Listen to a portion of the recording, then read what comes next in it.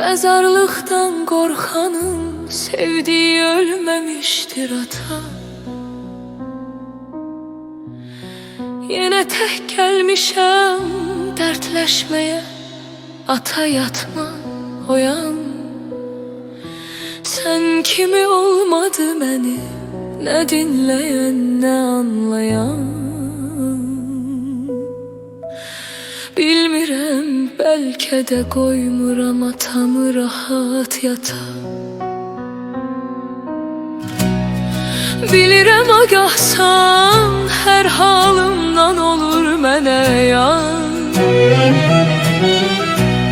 Rüyalarda hey gelip gözyaşımı silirsen ata.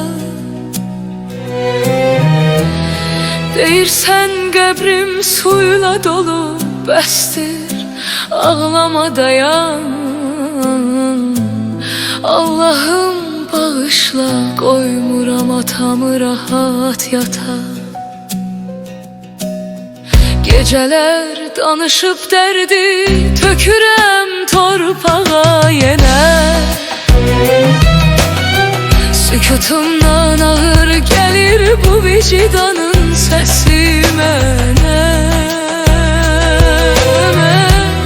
Ben ağladıkça ıslanır qəbrin, bağışla can ata. Yine uzun gece koymuram atamı rahat yata. Ben ağladıkça ıslanır qəbrin, bağışla can ata. Yine uzun gece koymuram atamı rahat yata.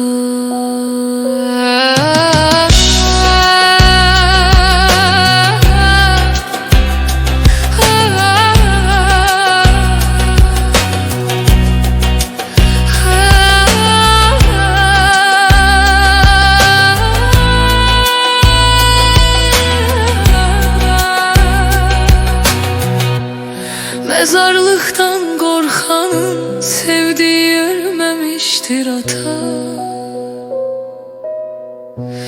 Yine tek gelmişem dertleşmeye. Ata yatma, oyan. Sen kimi olmadı beni ne dinleyen ne anlayan. Bilmirəm, belki de koymuram atamı rahat yata. Bilirəm agahsan her halımdan olur mənə yan. Rüyalarda hey gelip gözyaşımı silirsen ata.